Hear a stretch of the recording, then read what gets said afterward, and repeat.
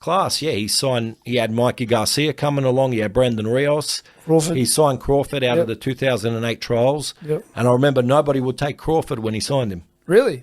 Yeah, so like top Pound for rank, pound king now. top rank weren't interested. Really? Yeah, Golden Boy weren't interested. Isn't that something interesting? Terence Crawford is now the, arguably pound for pound top one or top two. No one thought a kid out of Omaha, Nebraska could become a draw card. Really? And again, you go watch the fights, you've seen the tools in Crawford, but if you just follow the results, you would rate kind of Javier Molina, Danny Garcia, these kind of guys were more buzz amateurs in those days. So, like he had Crawford, then later Tim Bradley come across. The untouchable, True School Sports Empire. And y'all know the rest, man. Now listen, I'm giving you guys some of that world-class boxing content from the house on the hill. We in training camp with Yugo Osaki in California right now. So listen, guys, I've been wanting to make this video for a little bit of time now. I've had the idea for this video for like months on end, so I'm glad to finally be getting to it. I think this video is very needed, in the build-up to the Canelo versus Terence Crawford fight. There's a lot of discourse from fan bases of both fighters. You have the Canelo fans discrediting Terence Crawford's resume, and vice versa. The Terence Crawford fans discrediting things Canelo has done in the sport. I want to speak from more of the perspective of a guy who has been a Terence Crawford fan for a long time, for the better part of more than a decade now. These days, it doesn't really feel like I'm still a Terence Crawford fan, because I feel like I've been really upset about the way certain things have gone in his career. I don't like this Canelo fight for Terence Crawford, if I'm being honest. And I think he's selling his O. So I want to make that perfectly clear. With that being said, what I do want to push back on is some of the negative discourse and things about Terence Crawford and his resume and his place in the sport. Because I feel like a lot of people they say, oh, well, Terence Crawford didn't fight, the biggest of names. So therefore, that makes him a guy that just cherry-picked his entire career, which I think is not fair. And for lack of a better term, I think it's bullshit. I think Terence Crawford has fought good fighters. He's fought guys like Victor Postal, who was high risk, low reward. He fought Earl Spence eventually, once Earl Spence Jr. found once the business made sense. He fought Sean Porter. He fought, and you listen, you can go through any fighter's resume and you can discredit any fighter's resume through the course of boxing history. So, I know people are gonna do that regardless. But what I will say is this: as you guys saw in the beginning of this video, that was a clip from a podcast I watched back in January of manager Mike Altamura. Now, Mike Altamura never worked with Terence Crawford directly or at all. But Mike Altamura is a power player in this boxing game. He's someone that, he's managed multiple world champions, guys like Isaac Dogboe, Fumilele Kafu, and a whole host of other guys, other fighters. He was a talent scout for Top Rank. Top Rank literally sent Mike Altamura to the Beijing Olympics for them to go look for fighters. He still works with Top Rank to this day, to my understanding, to some capacity. But where his opinion holds weight and where he separates himself from maybe even someone like me or any of you boxing fans out there is that Mike Altamura worked directly with and was mentored by Terence Crawford's foreign manager and the now deceased, the late Cameron Duncan. So he has insight from Cameron Duncan on what Crawford was back in the years of 2008, 2009 when he first turned pro and was trying to get his career off the ground. And as you guys eloquently heard Mike state in the beginning of the video, Terence Crawford was not a sought-after fighter. He was not a sought-after commodity in boxing. And the power brokers in boxing didn't think Terence Crawford could amount to anything because really and truthfully, he is from Omaha, Nebraska, which is not a boxing hotbed. So they felt like, you know what, even if this Crawford kid could fight, we don't believe that he's gonna really be a draw or be someone worth any commercial value to us as a boxing entity. And that's what you guys need to understand. Once you go from the amateurs to the pros, it's obviously still a competition to some degree, but it's mostly a business. And these promoters are always looking after their best interests, and they're looking after, the fighters that they feel are going to be able to push their business interests forward, right? And Terence Crawford was not that guy. Not to mention, Terence Crawford, he shot himself in the head, had that whole incident. He actually wound up even getting,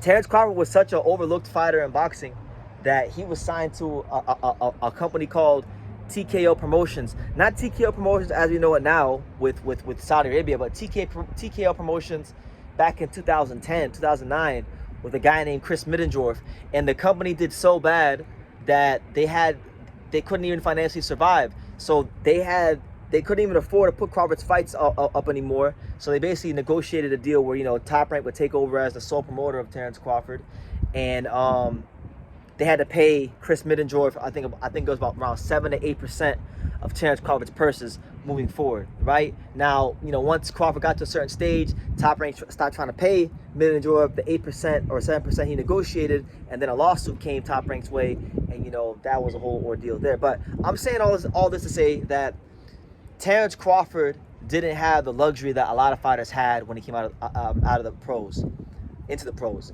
You know, he was fighting on Brandon Rios undercards on the prelims. He was a guy that was buried on the prelims. So some of you guys may watch fighters on YouTube Live, and you may clown them and you say, oh, well, this guy ain't gonna be nothing. He's not gonna really amount to much of anything in boxing because he's fighting on a YouTube live stream. He's on the prelims. But guess what?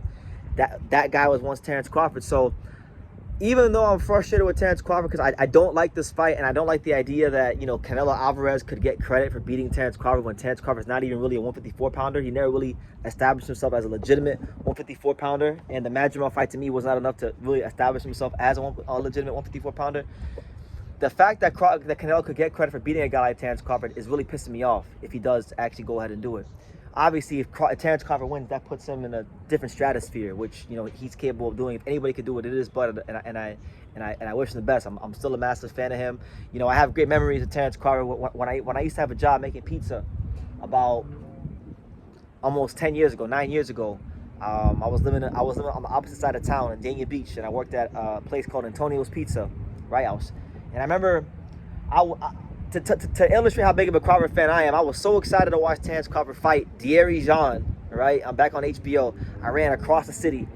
I was running as fast as I could, and I got home just in time. And I watched the fight, and I really enjoyed it. But so, you know, Terence, I'm saying all this to say that he's earned every last dollar he's made in boxing. Contrary to what Bob Arum may say with, you know, building a house on Beverly Hills with the money he's lost on Crawford. No, when you consider what Terence was put through early in his career with, you know, Chris Middendorf, with Top Rank, Golden Boy, and many other promoters not being interested in him. You guys heard Mike said in the beginning of this clip, he said guys like Brandon Rios, Javier Molina, and Danny Garcia at that time from his amateur class were more sought after than Terence Crawford. So when you look at him now, to be on the stage where he's fighting at the Allegiant Stadium, racking in, you know, high 8-figure paydays now, that was not, you know, just given to him. You know, him being quite possibly the best fighter in the world, that was not given to him.